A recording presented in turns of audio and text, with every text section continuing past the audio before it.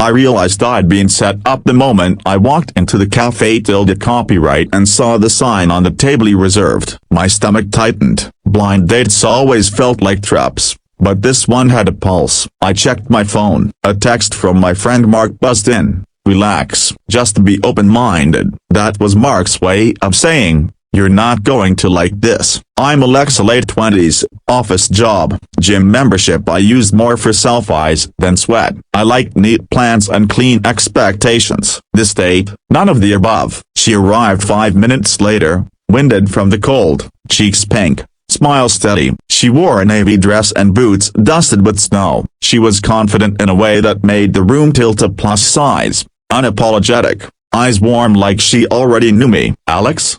She asked. Yeah, I said, standing too fast. You must be broken bar you Lena. She shook my hand, firm, kind. Thanks for coming. I sat, already rehearsing excuses. Mark had promised someone perfect for me. This wasn't what I'd pictured, and I hated myself for thinking that. We ordered coffee. Small talk landed awkwardly, like mismatched puzzle pieces. I nodded, smiled, watched the clock. Then she said, calm, honest, disarming. Before we go any further, I want to say something. She took a breath. I know what people think when they see me. If you're uncomfortable, that's okay. I don't want pity. I just want respect. The words settled between us. Not defensive, not angry, just true. I'm not uncomfortable, I said quickly. Too quickly. She smiled, not calling me out. Okay, we talked about work, about movies, about how winter feels longer than it should. She laughed with her whole body,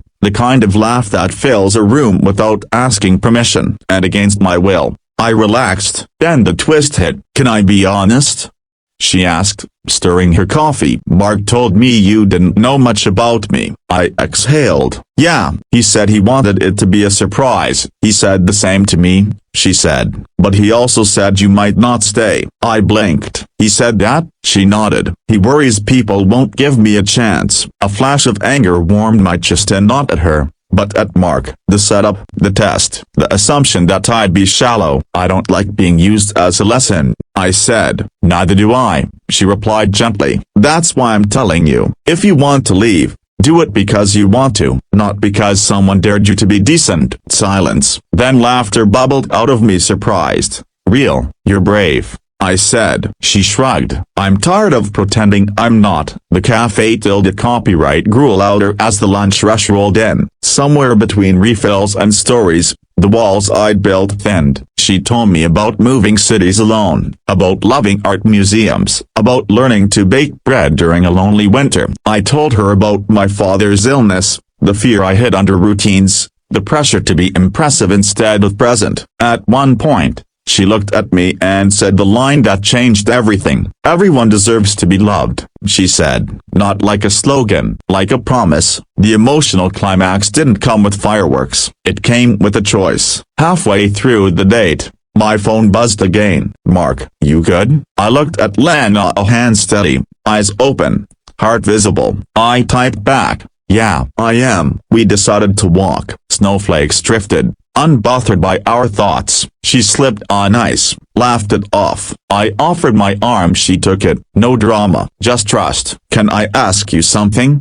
She said. Anything. Did you come here hoping I'd be different? I swallowed. Honesty felt heavy but necessary. I came here hoping I wouldn't have to change. She nodded, understanding more than I'd earned. Change isn't bad, she said. It's how we grow. At the corner, she stopped. I should say this too, she added. I don't need you to save me. I'm not broken. I just want someone who sees me. I did see her, not as a challenge or a charity case, as a woman who knew her worth in a world that kept trying to shrink it. We hugged goodbye, warm, respectful, unrushed. I went home and stared at my reflection longer than usual. The man looking back wasn't cruel, but he wasn't as kind as he thought, and kindness, I realized, wasn't passive. It was a decision. The unexpected ending came weeks later. I ran into Lena at a bookstore. She was reading poetry, hair tucked behind her ear. She smiled when she saw me, not cautious, not hopeful, just pleased. Coffee? I asked. She considered. I'd like that. We didn't label anything. We didn't rush. We talked,